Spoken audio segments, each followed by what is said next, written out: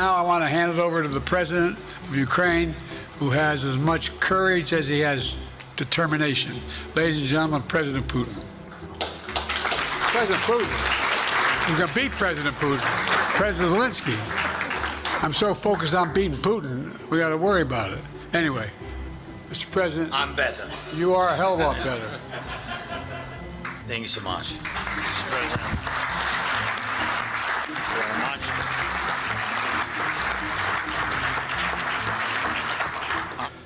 I wouldn't have picked Vice President Trump to be vice president, but I think she was not qualified to be president.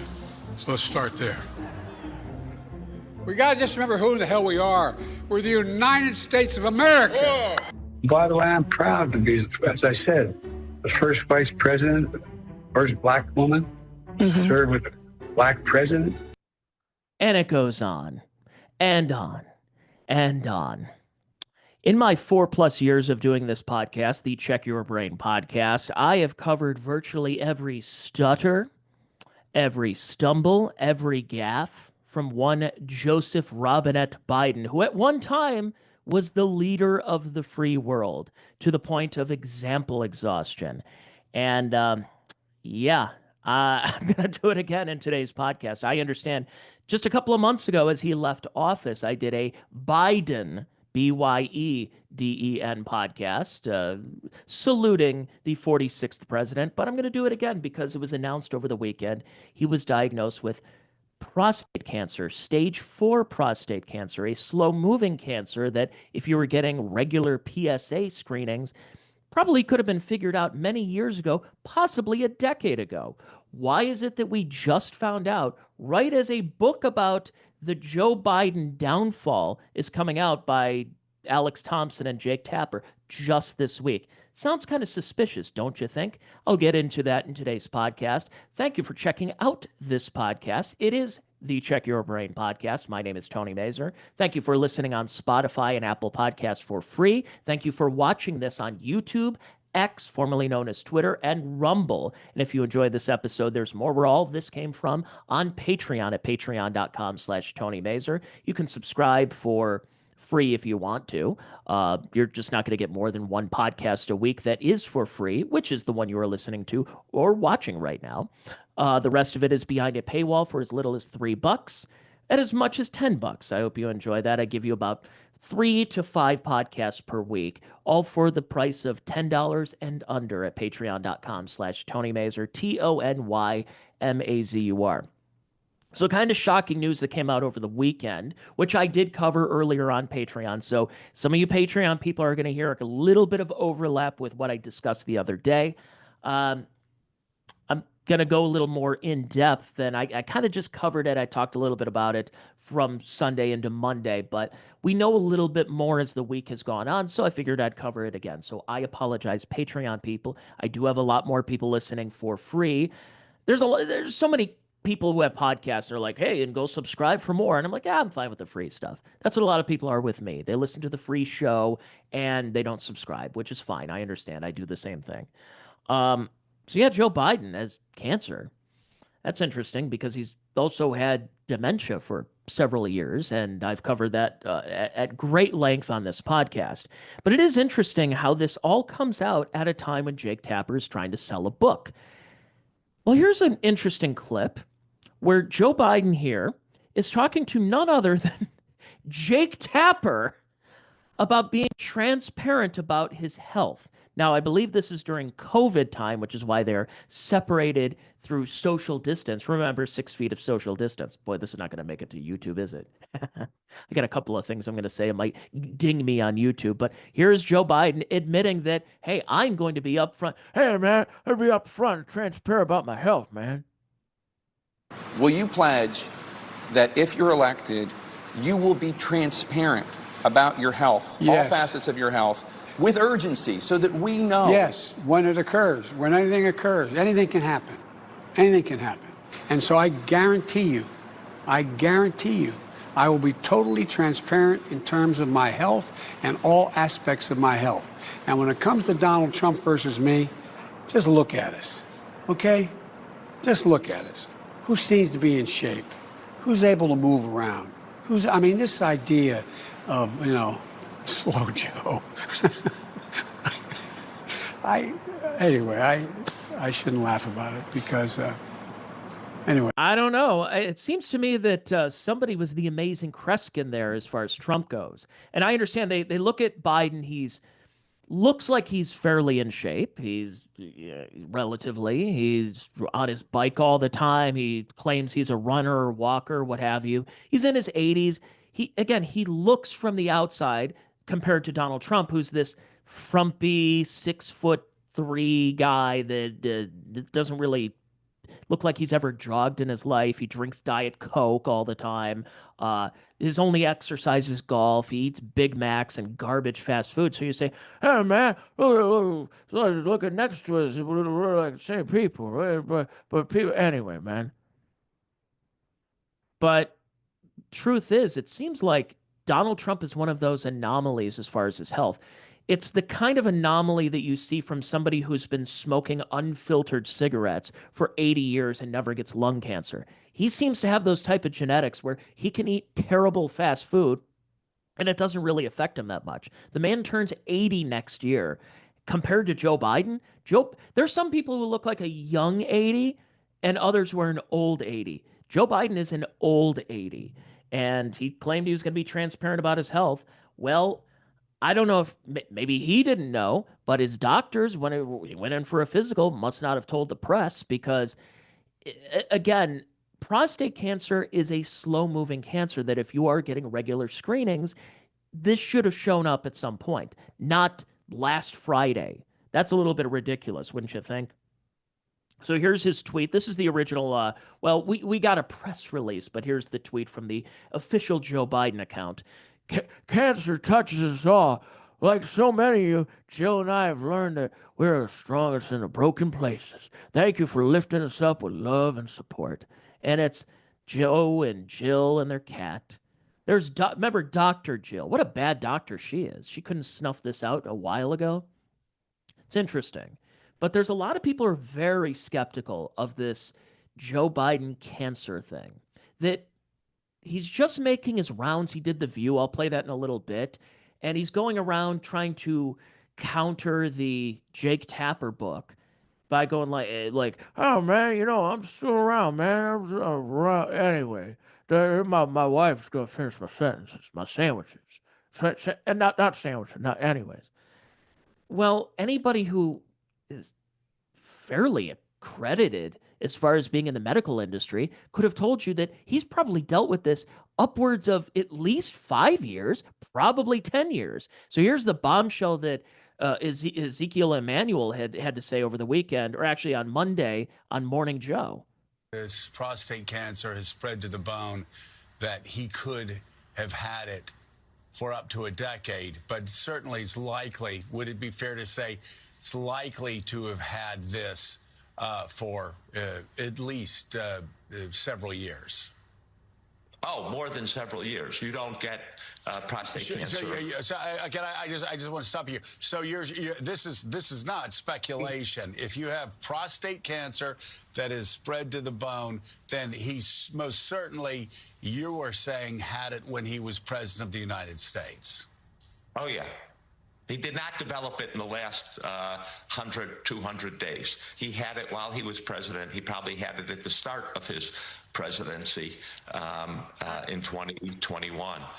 Yes, that I don't think there's any disagreement about that. And I'm just curious again, if your doctor to a president of the United States that is a male, that is an older man, would a prostate test, and again, we're just talking about a PSA screening, a blood test that you could do along with all the other blood tests. It's not even that it would be intrusive. Would this not be one of the first tests that you would conduct as a White House doctor? If you're a White House doctor in this situation, I think you would certainly discuss it with the president and talk about the pros and cons. I think if you then ask, well, If President Biden says, well, if I'm your father, which patients often do, what would you recommend? I think the fact is that most White House doctors would recommend getting the test. And again, the evidence is, look at President Obama, President Bush, younger than President Biden, and they both got the. Okay, so what I find interesting about that clip is you're talking about a man who's running for president, who then becomes president one way or another. You can infer however you will. He's the president now. Wouldn't you think a man who is of an advanced age, which ideally we shouldn't be electing presidents who are octogenarians, but it's a new world now, that he should probably be under heavier scrutiny as far as getting particular screenings, cancer screenings, heart screenings, lungs, everything. Put those electrodes that they used to put on the Houston Astros used to put on the buzzers on their chests to let them know, hey, curveball. They could do that. Put them on a treadmill, do something. Trump has to do it. Obama had to do it. Bush had to do it. Other Bush had to do it. Clinton had to do it. Although, now that I look back, I don't know. I don't think Slick Willie was the best of health in those days. But when you have a man of advanced age, he should be tested like every day. Again, using a baseball example, it's like the guy that you never heard of, like Jose Bautista, who's hitting home runs left and right. You may as well just have the P cup with him after the game going like, you hit 2 more home runs. You're going to have to check on this for us. That's what it should have been. And instead, it seemed like they didn't do anything. And here's the other thing I was thinking about. Joe Biden is an older man. What older person doesn't complain about their health?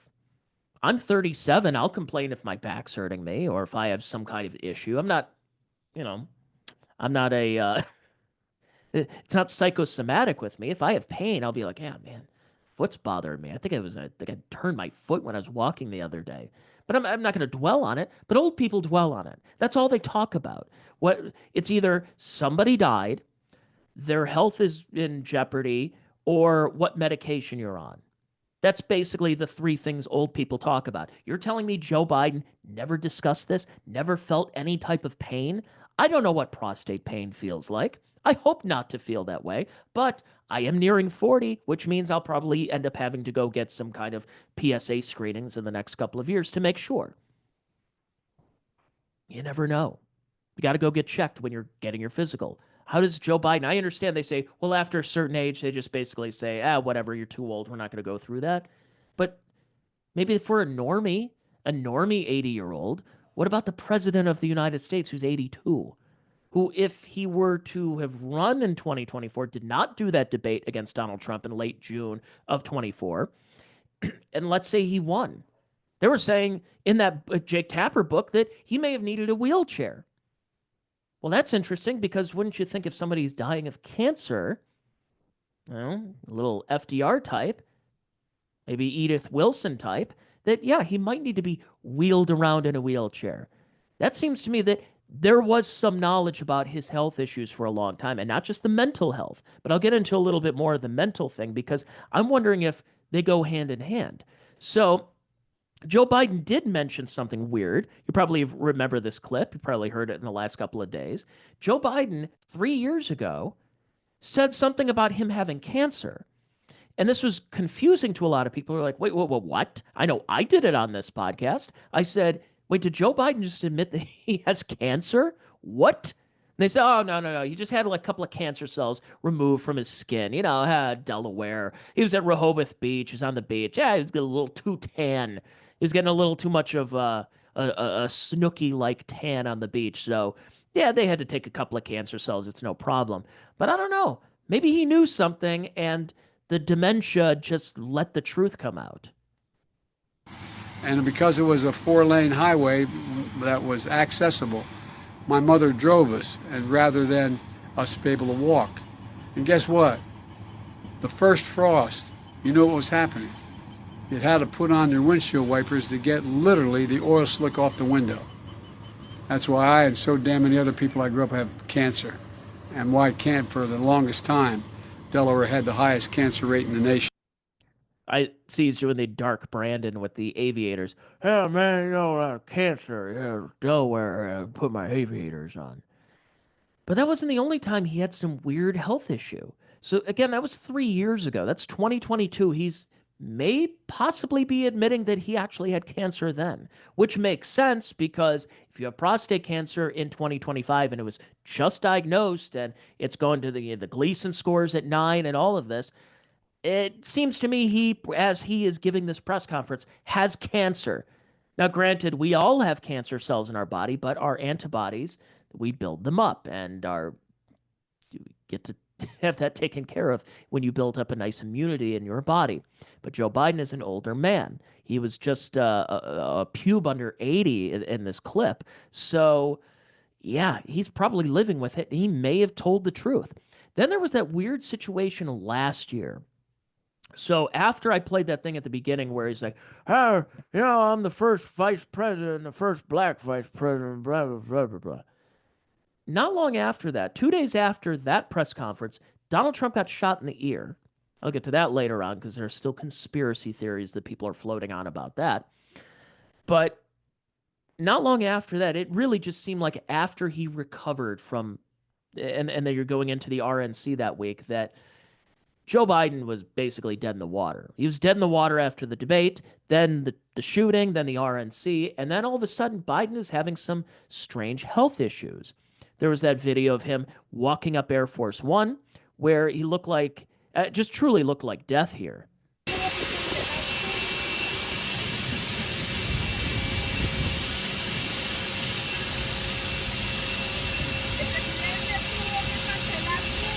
Now, the claim was he had COVID, which I was reliably told by Joe Biden that if you get all these vaccinations, you're not going to get COVID. Yet he's had COVID more than anybody. I think he probably has COVID right now.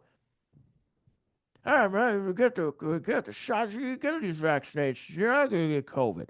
And then he got COVID. And then he kept getting sick all throughout the summer of 2022. Then here he is in 2024, creeping up Air Force One, the steps. That's interesting. Well, some were wondering if the medical emergency, why he was in Las Vegas, wasn't just that, oh, he had the sniffles and he wasn't feeling well, he's just got to go lie down back in Rehoboth. Maybe there was a possibility that, is Joe Biden dead? Here's James O'Keefe having his report. Well, here's the thing. Joe Biden is like dead. Everybody recognizes it. I can't believe it wasn't a bigger scandal last. He has degraded faculties. Some meetings where I'm like, just like talking about what your Russian forces are, Ukraine, and then like some of that stuff in there. Like, my boss was on an international trip with him, like Europe or something. And the phone rang in the office, and I picked it up, and I was like, "Oh, Mr. President, Henry." He was like, "He's safe there." He's like, "No, he's traveling with you. He's on the same trip you are. He'll be dead in a year, or he'll be like out of public life." Wow. I think Biden's body has deteriorated faster than his mind. Well, it was interesting because isn't he on the bicycle? He has a little helmet, even though he fell at one time because he was looking at a child. But his body's deteriorating. That's interesting. That's news that I didn't hear because everybody was saying like, oh, he seems to be in good shape, but just he's a little off. He's an older man. He's got his brain is like a lava lamp. It's mashed potatoes up there. But his body deteriorating. So some people knew. And it seems to me, as James O'Keefe here says, amid reports that Joe Biden has cancer with metastasis to the bone, let's not forget that last year we caught up with two senior government officials admitting concerns about his rapidly declining health.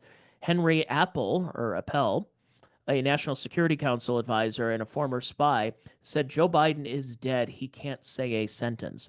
Robert Silvers, Undersecretary for Policy at the Department of Homeland Security, revealed Biden's cognitive decline accelerated 12 to 24 months into his presidency, adding that during meetings, he's in there and it's blank, and it's a blank. So why didn't anybody in the Republican Party or even Democrat Party push forth a 25th Amendment charge by saying this man can't scratch his own ass anymore. He doesn't know his own name. The Robert Hur tapes, which I'll play a little bit later here in the podcast, let me clear some of this stuff, is amazing. But obviously the media is going to have to go out and say all these other things like easily missed signs of prostate cancer. Every man must know as Biden is diagnosed at a deadly late stage of his disease. Yeah, I don't believe that he just missed these things. I understand a normal person. A normal person would miss this stuff because they got stuff going on day to day. And ultimately, at the end of the day, their lives don't really mean as much to the greater world than the president of the United States. The president is basically the president of the world. He's the leader of the free world. He should probably go to the doctor more than anyone. If I was older than the president of the United States, the president should still go to more screenings than I should. That's just how it is. Early missed signs of prostate cancer. Yeah, I don't believe you. I'm sorry, I don't believe you. And I certainly don't believe CBS this morning that just says, they don't do it after 70. It's like, yeah, we stopped doing the PSA. It's expensive. It's intrusive. It's whatever. Again, I don't believe any of this. Thought it took a while to do that. Wouldn't he be getting regular checkups? Yeah, so it depends on the kind of cancer you're talking about here. We do know it's quite aggressive again. So the time in which it would take to spread to the bones is going to be shorter than with a less aggressive cancer. And he's 82. Normally, doctors will stop screening for prostate cancer at 75 or so because after that, the prostate cancers you typically pick up are very slow growing. And so the harms of all of the testing and treatment for something that may not kill you, you're talking about risk versus benefit. It may not be worth the risk. Isn't there a blood test that men can take to know if they have an issue that might warrant further examination? So there's something that we call a PSA test, but that can also be indicative of many different things. It could just be you have an enlarged prostate.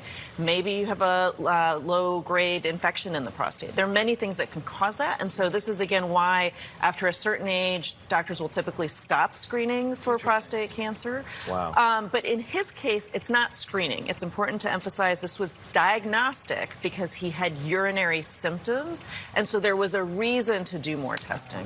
Quickly, what is your final message to men of a certain age? Well, men of a certain age, you need to be seeing your primary care doctor for regular exams, and it's not just for prostate cancer. So men of a certain age, go get your screenings, except for the president of the United States in his 80s. Whatever you feel like it. Hey, just scrounge up whatever you need for your copay. That makes no sense. But remember, this is a scandal that CBS News has helped cover. Later on in the day, they have 60 Minutes that they've been covering all these other scandals that they've promoted. Russiagate and, the COVID that George Floyd was, the bones in his neck were crushed by that mean old white racist Derek Chauvin.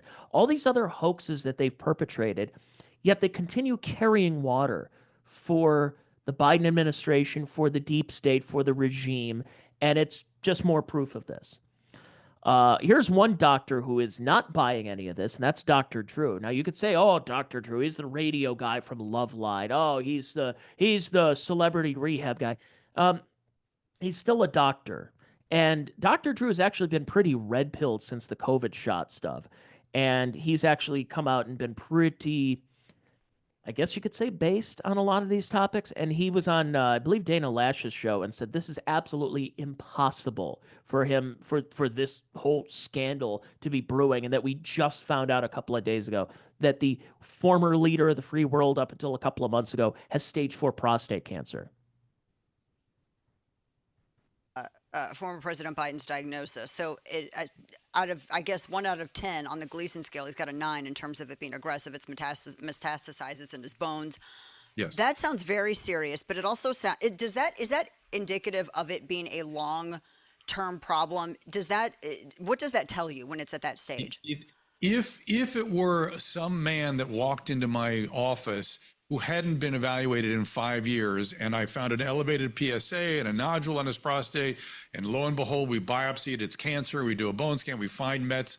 No, okay, that's maybe 5% of cases, 2% if it's somebody being followed regularly, that it would present all of a sudden on a metastatic basis. That did not happen here. In fact, when my spidey sense started going up is when they said, oh, we noticed a nodule. Oh, lo and behold, it's metastatic. No. First of all, the digital rectal exam has largely been abandoned these days. We follow the PSA. The idea that the President of the United States was not getting a PSA at least annually does not pass the sniff test. Wow. His PSA was up. They biopsied it. They found it.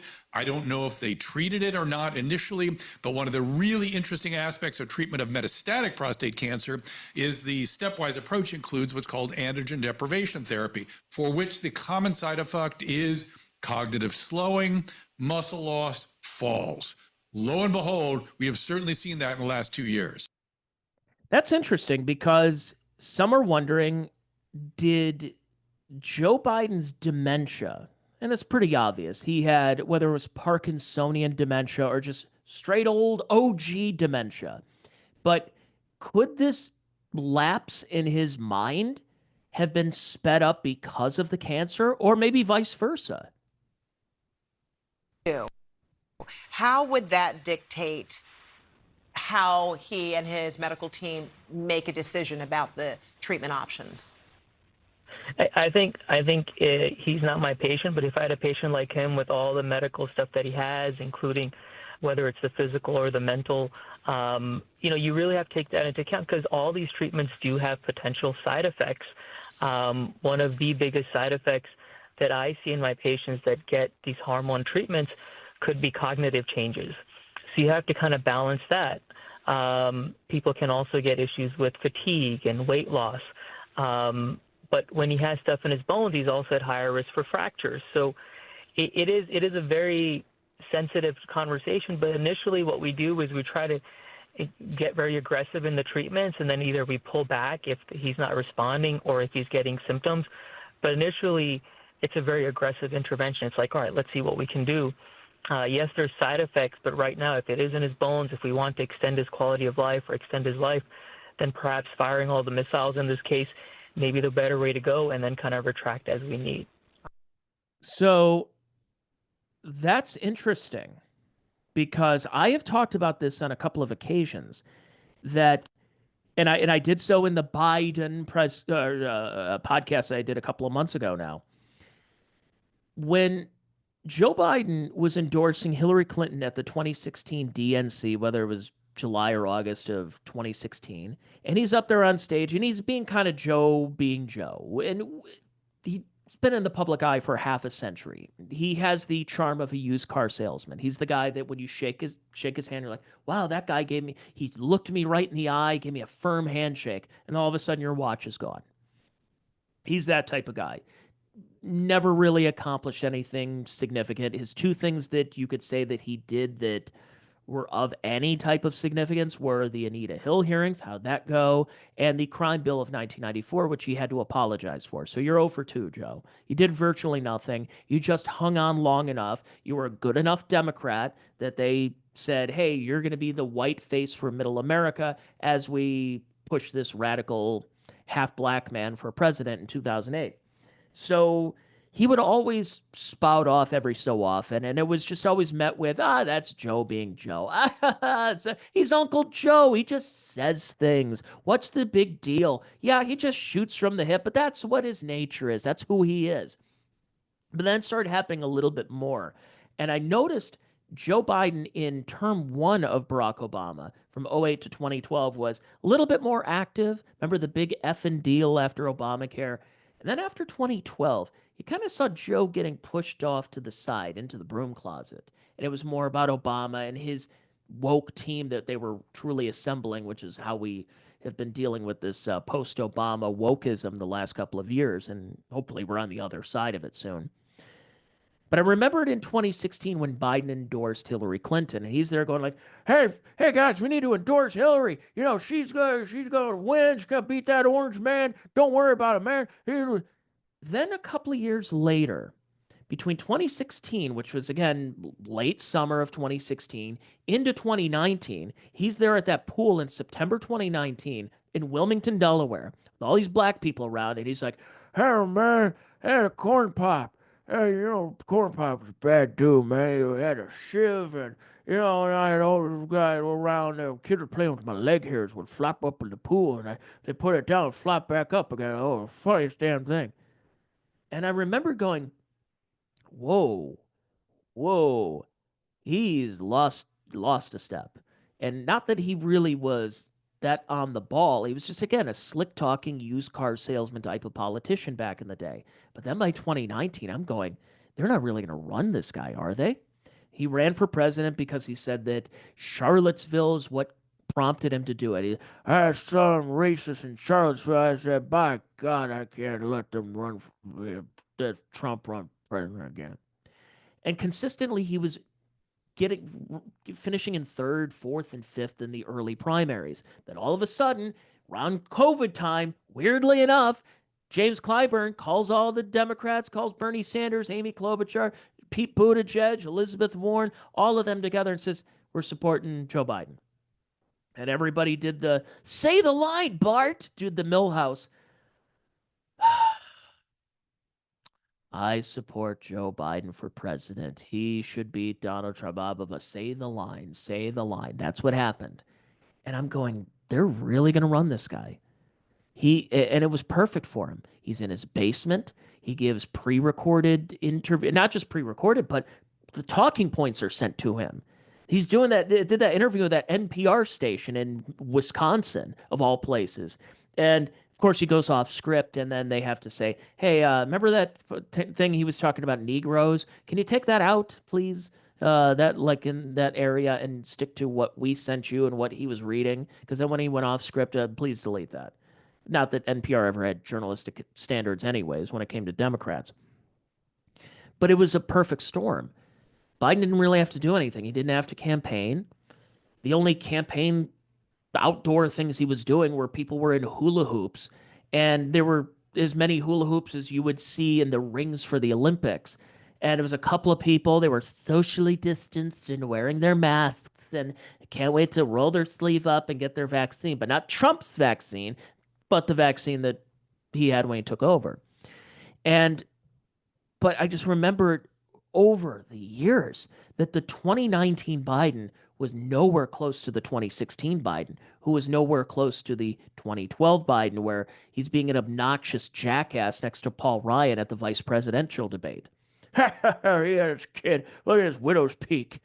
Then, because he becomes president, and it's just, but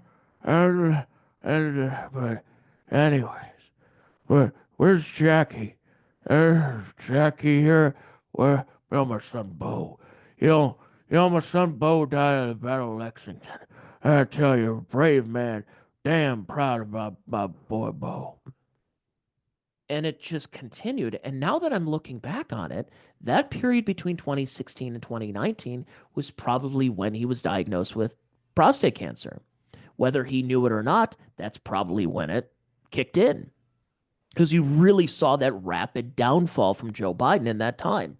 So, not to belabor the point, but it seems to me that more people knew about this. You can't tell me that nobody knew that his cognitive abilities were going away. Nobody knew that all the falls, all the times he's walking into things or tripping on this cord and falling off the bike looking at a child, or in the wrong direction and waving at people who don't exist, doesn't know how to get off stage. No one asked any questions. It was just Joe being Joe up until last Friday. Yeah, I don't believe that. So Jake Tapper has been doing this book tour. People say that it's going to sell a ton of books. I don't know. I don't think it's necessarily going to be All the President's Men. I don't even know if it's going to be like a Bob Woodward type of book. But it is the Bob Woodward tactic of people like Jake Tapper knew damn well what was going on, didn't say anything about it. So Jake Tapper's doing his media rounds, and he went on Megyn Kelly's show. And kudos to Megyn Kelly. She really let him have it. Sense of Joe Biden making gaffes, saying things stupid, tripping, are all important. and all deserved to be aired and all deserved scrutiny. But as you know, Megan, because even though you look 30 years younger than me, we're roughly the same age, Joe Biden has been saying stupid things for decades.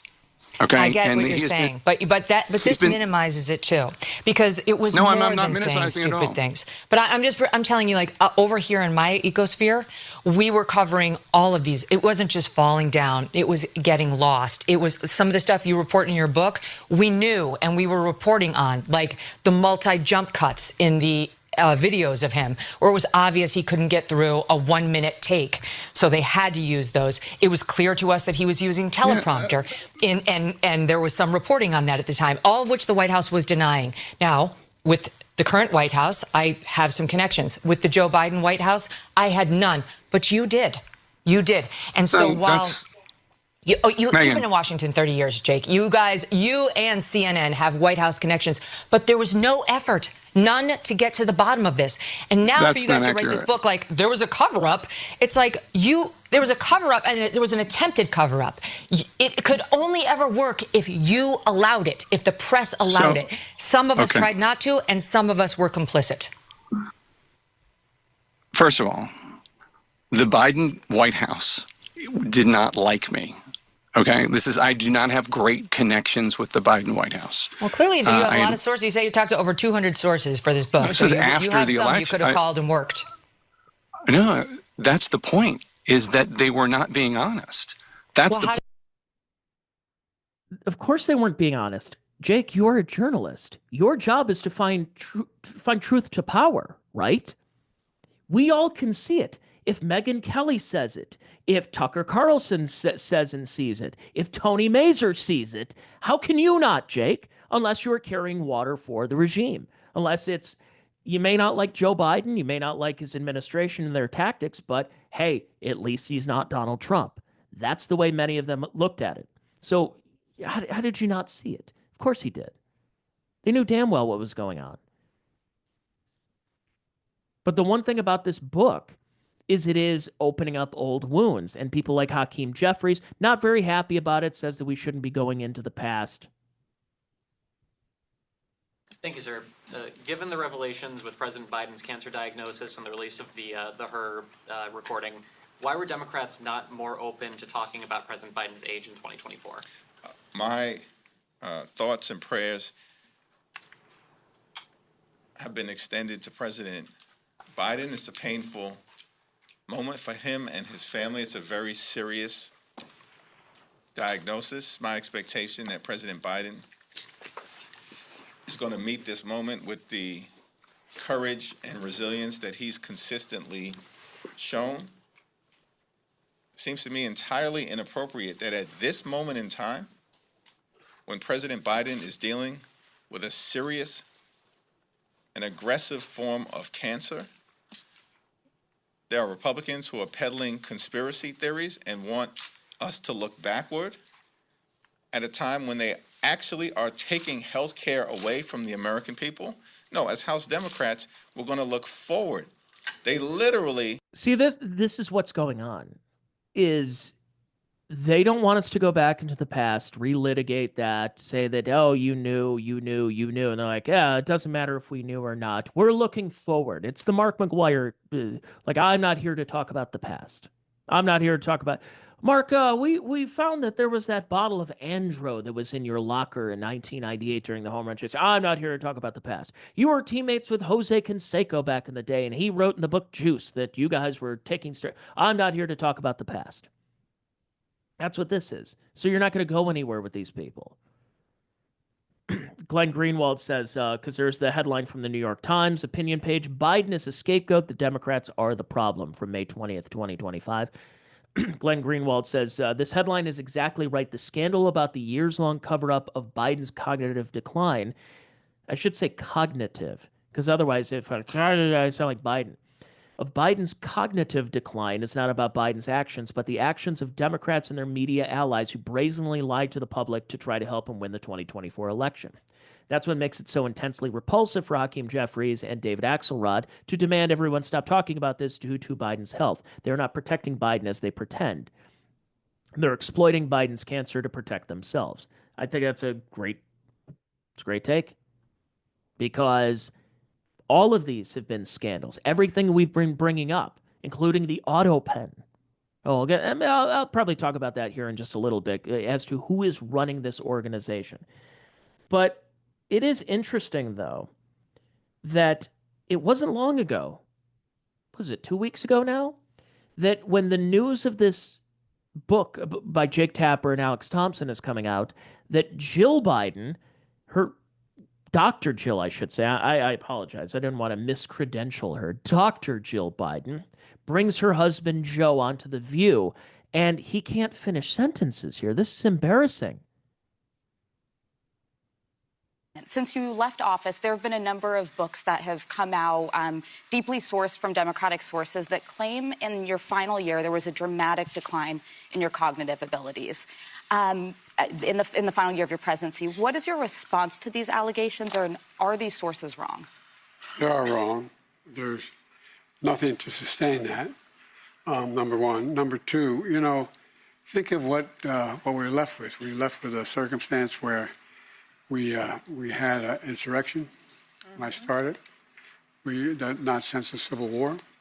We had a circumstance where we were in a position that the pandemic, because of the incompetence of the last outfit, end up over 1 million people dying. And we're also in a situation where we found ourselves unable to deal with a lot of just basic issues, and which I won't go into in the interest of time. And so we went to work, and we got it done. And one of the things and Alyssa, one of the things I think is that. So she has to jump in. It goes on. I'm not going to play the rest of it. She has to jump in because he's rambling again. And if she's married to him, she knows he's rambling. But she's also married to him and knows that he's been dealing with this for a long time, and you've exploited it. This woman is an evil witch. You can say whatever we want about Hunter and about other people in this family, but Jill Biden, for her own, for her own career, she was out there exploiting her husband for what? Extra money? Speaking engagements? Pardons? And here she is. It's elder abuse. I've been saying it for a long time. This is elder abuse. Her putting him out there. They're on The View. And you got to believe Whoopi Goldberg, they may not say it publicly, but Whoopi and Sonny Hostin and all the hens on The View, you got to think after they left that they all kind of looked at each other going, oh my God, this was the guy that was president. They're not going to say it out loud, but they're probably looking at each other going, oh, can you imagine if he's president again? This is what we have to deal with. This is the face of the leader of the free world. This is it's not good. So here's another thing. This is from Megyn Kelly's show. Here's another doctor. I should have probably put this earlier in the show that says that, he's been getting treatment for this. Again, this is not something that we have known. That clip from Biden on The View, he has cancer there. Again, this did not pop up last week. That clip was from 2 weeks ago. So he's sitting in that chair in the ABC studios in New York City on The View and has prostate cancer. And no one thought two things about it, saying, boy, this guy really is, not only has he lost his fastball, he doesn't even have a changeup anymore. So you're saying that jumped out at you, the fact that they're stating in their statement, they say, the cancer appears to be hormone sensitive, which allows for effective management. You're saying, how would they know that this soon?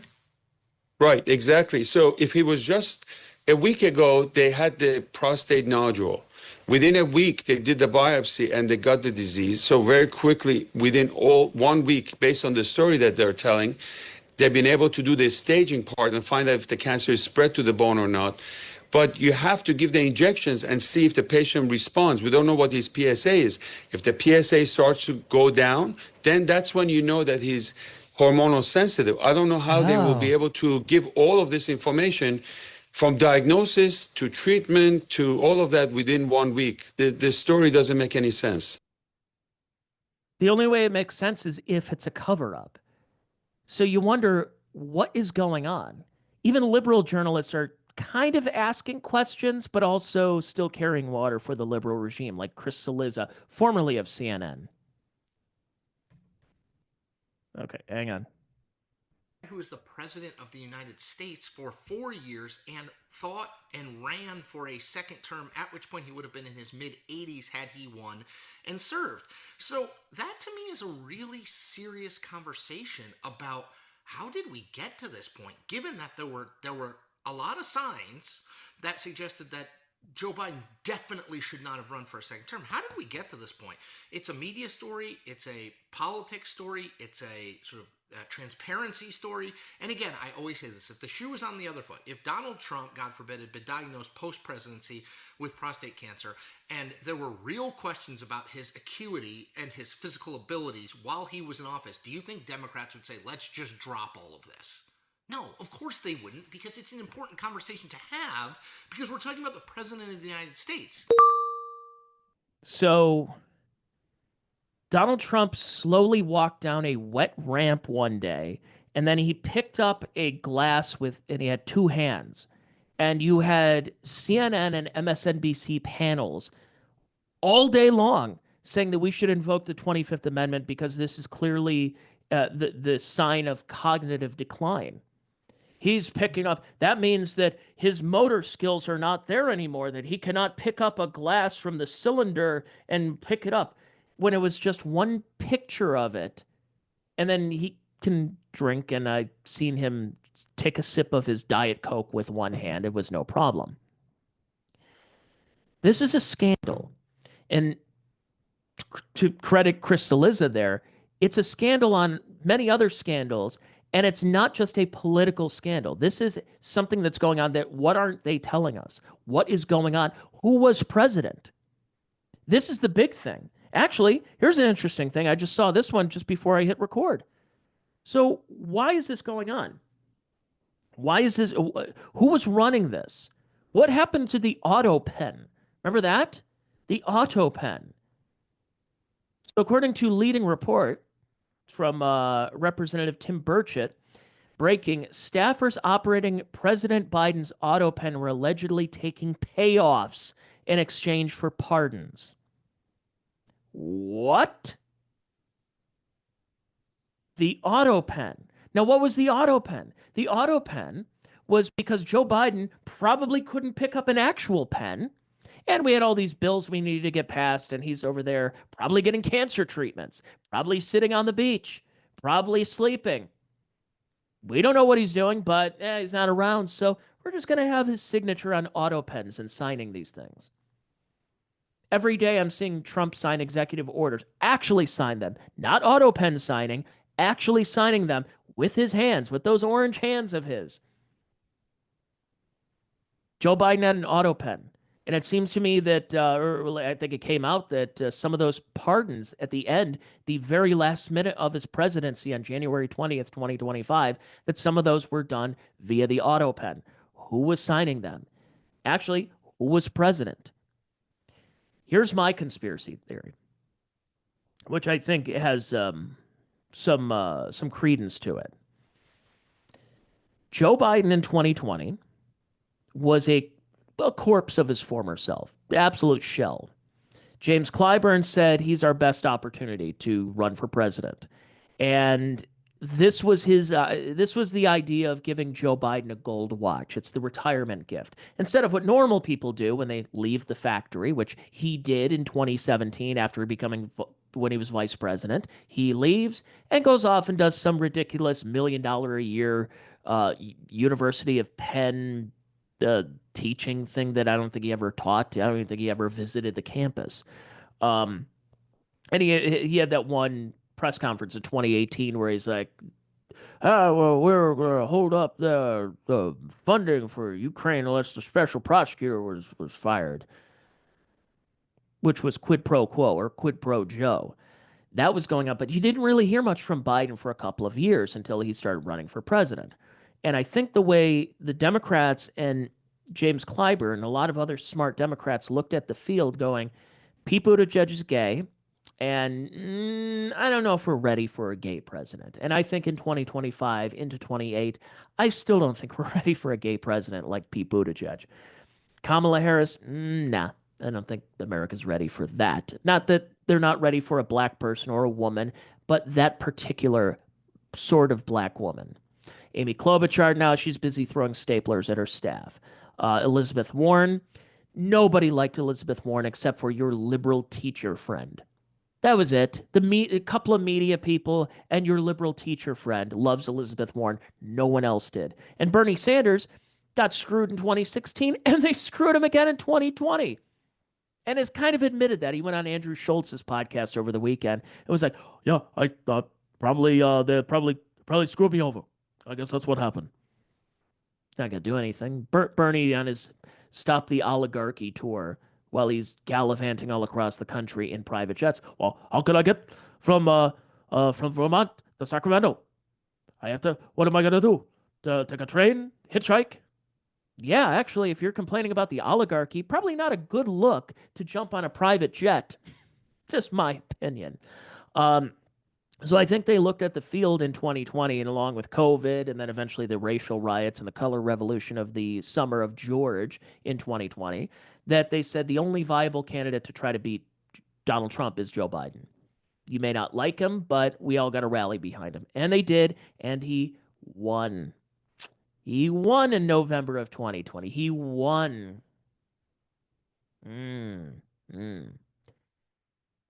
But I think they put him up there because they knew his mental and physical acuity was dwindling, and they could decide, hey, as long as we fill out a fairly competent, or at least competent to our strengths, staff, that they can run the whole thing. Jake Sullivan can run it, and Anthony Blinken, and Janet Yellen, and Merrick Garland, all these other figures are going to run the Biden presidency. And it seems like they did. Jill Biden was Edith Wilson. Hunter Biden was the periphery figure. He may as well have been, because they're like, oh, what's the difference between Hunter Biden helping things and Donald Trump Jr.? Hunter Biden is a felon. Donald Trump Jr. is a very excitable guy. Well, he's on cocaine. You don't know that. But here's who I do know who was on cocaine was Hunter Biden, who has admitted that he was on cocaine. So just putting that out there. I think they knew Joe Biden was incapacitated, that if he did run, which I think at the beginning he was only going to do one term anyways. It was just to stop Trump, and then we're going to find in these 4 years to find the next person. And I think he got cocky. I think people around him thought, hey, maybe we can continue this Obama coalition for another 4 years. So you think about it, you finish it off, you see, eight. So 16 of the last 20 years are basically the Obama administration. I think that's what happened. So there's a lot of the same people from the Obama administration that were in the Biden administration. So I think that's who was running things. It was Obama Part 3. And Joe Biden, this supposed centrist Democrat for so many years, he was like basically running his presidency like Bernie Sanders. I never heard Bernie complain about Joe Biden. I thought Bernie was I'm this Vermont socialist. I'm not the Democratic socialist. And Joe Biden is supposed to be this, man, we're trying to clean up the streets, man. But it seemed to me that Biden was just an empty vessel, and that his presidency was the gold watch. It was the quilt blanket you put on grandpa's lap before you sent him off to the retirement home, where you could sit there in the old folks home next to Bob Dole. Or, basically what was going on. That's what it should have been. And instead, they just decide to put an auto pen, and then Biden can just take a nap and sundown and call lids early. There were reports saying that you basically couldn't get anything out of Biden before 10 a.m. and couldn't get anything after him after 4, unless he had a very good nap and had to give a speech at night, which we all knew the debate in 2024 was just absolutely disastrous. That was, COVID. You COVID again? That's interesting. Why do you keep getting sick? So, which one is this? Oh, so this is, speaking of his family, Jake Tapper, here's Jake Tapper again. He's going on Katie Couric's podcast. And Gotta say, Jake Tapper, not a fan of one Hunter Biden. Basically called him a member of Biden's chief of staff. Sorry. I don't know. It's muting things on me. Here we go. How big a factor was the Hunter stuff? I think it was considerable. I think Hunter was driving the decision making for the family in a way that he was almost like a chief of staff of the family. Does that strike you as pretty bizarre? It's bizarre because I think he is provably, demonstrably unethical, sleazy, and prone to horrible decisions. I mean, tell me how you really feel. Well, I mean, I'm just look at the record. I mean, after his brother died, he cheated on his wife with his brother's widow, and then got her addicted to crack. That's just one thing I could say. I mean, I don't have a lot of personal regard for him, and just based on having nothing to do with, I barely have ever met him. I've met him like once or twice, but I knew Bo. Bo was a great, upstanding guy. I knew him too. Really, a real loss for the country too, not just for his family, for the country. But Hunter is not that, and the idea of letting him drive the family car, as it were, is just really, really questionable. And remember, he had access to that garage. A felon, a crackhead, had access to the garage with the Corvette in there. I don't know how Biden could afford the Corvette. Remember, he was the poorest man in the Senate. Yeah, poorest, I'd take the Amtrak. But he has Corvette in several houses. But anyways, he had documents in there, classified documents in his garage that Hunter had access to. And we just shrug our shoulders and say, it's whatever. Robert Hur didn't prosecute him or anything because he's just like, yeah, this guy he's not there anymore. So it would be like elder abuse if we were to really go after this guy with the fullest extent of the law, because he has mashed potatoes for brains. So I thought this was interesting, by the way, because over the weekend there was a clip of or there was a picture that James Comey posted of seashells, and it said, wow, interesting seashell formation. And it said 8642 on it. 8642. Now, we know what that means. Or 47, I should say. 8647, sorry, not 42. That sounds like someone's phone number that I probably know. It's Freudian slip there. 8647 in seashells. Here was Trump going on about it. And of course, they're like, oh, you're making a big deal about it. What's the big deal? Do you not know what 86 means? What that meant. A child knows what that meant. If you're the FBI director and you don't know what that meant assassination. And it says it loud and clear. Now, he wasn't very competent, but he was competent enough to know what that meant. And he did it for a reason, and he was hit so hard because people like me, and they like what's happening with our country. Our country's become respected again, and all this. And he's calling for the assassination of the president. Obviously, So what does 86 mean? Does that mean he needs to go? Well, what do you mean go? Impeach? You're going to impeach him again. For what? For taking a plane as a present from Qatar? For what? For previous things? You're going to go after him over Russia or deportations? What is? So you're really not going to impeach him unless you're that Indian guy. We are going to impeach Donald Trump. Yeah, you shouldn't be in my country. I'm sorry. When you have an accent like that and you're trying to go after the duly democratically elected president of the United States, maybe you're the one who needs to go. So what does 86 mean? Does it mean he needs to go? Like where? Just take it out to pasture? Well, what does that mean? For a man who's been shot, like actually shot in the ear, which they don't believe. This is what they say. This is a common thing where they say that that they believe it was truly staged. They say this wasn't real. I would say most of the left believes that at this point. Your normie leftist goes, yeah, that wasn't real. He staged that. It didn't happen. But what does 86 stand for? It sounds like 8647, meaning Donald Trump should be killed, which he was almost killed.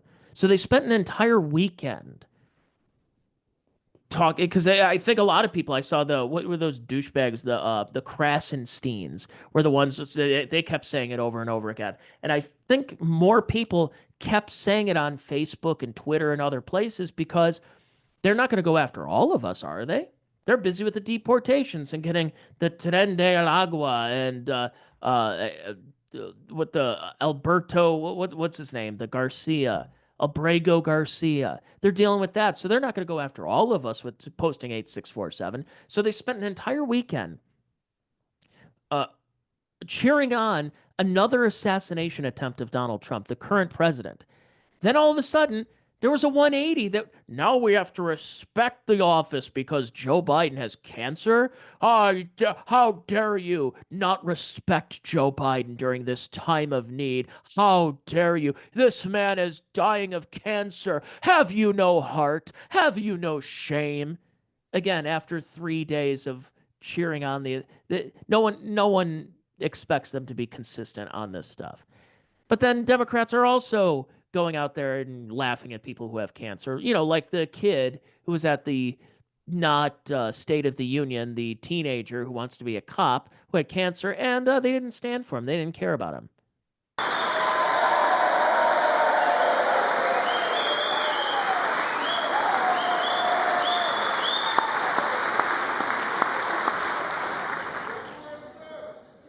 But in 2018, DJ was diagnosed with brain cancer. The doctors gave him 5 months at most to live. That was more than 6 years ago.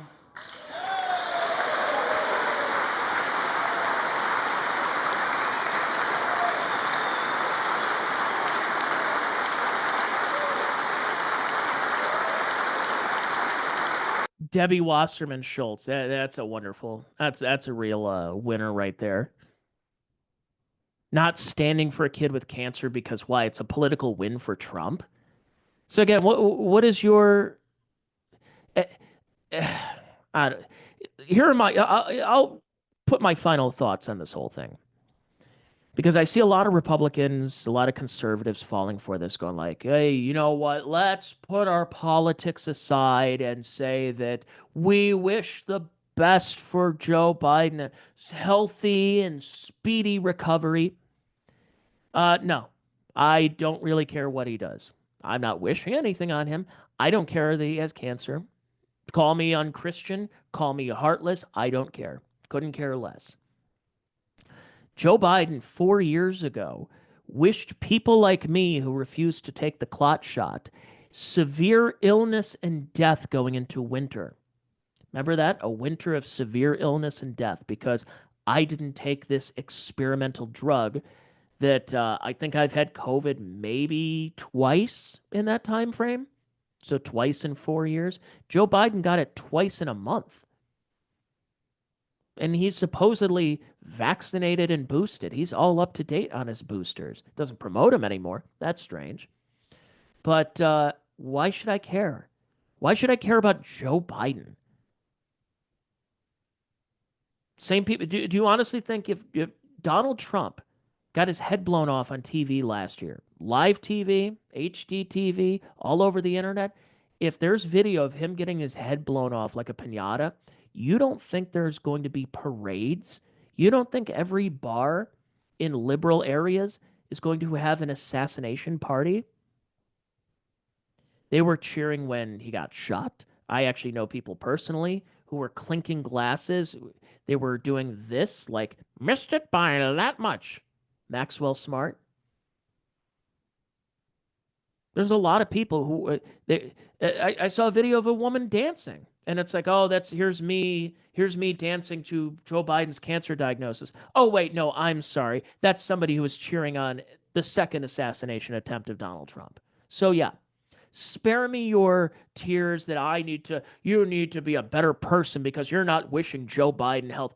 I couldn't care less about the guy. In fact, Joe Biden, whenever he does die, will be burning in hell. Joe Biden is an apostate. Joe Biden, this fake Catholic who pushed for abortion, more baby murder in this country. Joe Biden, who pushed for more transgenderism, meaning taking young children, confused children, and having them mutilated, having their genitals lopped off, having their breasts lopped off, getting an addictomy, as Rush Limbaugh used to call it, mutilating children, confused children. That's child abuse. Baby murder, child abuse. Yeah, I don't preach to me that this is a man of faith, that this is a man that we share the same Roman Catholicism. Screw him, screw all that, screw you. I don't wish anything for him. I don't even want to think about him after doing this podcast. If he dies next week, okay. I'm not going to do another podcast on him. Just refer to this one. That's how I feel. Why am I compelled to make a statement of how great this man? He wasn't great. He was a horrible person. He was a jackass. He's a liar. He was corrupt. Why? Why do I have to sit here and like all the other conservatives that are out there, we wish you the best because we don't want them saying the same thing to us. They're going to. Do you honestly think there were a couple of Democrats who are like, well, we may not agree on politics, but we guess wish Trump the best, maybe recover, whatever, I don't know.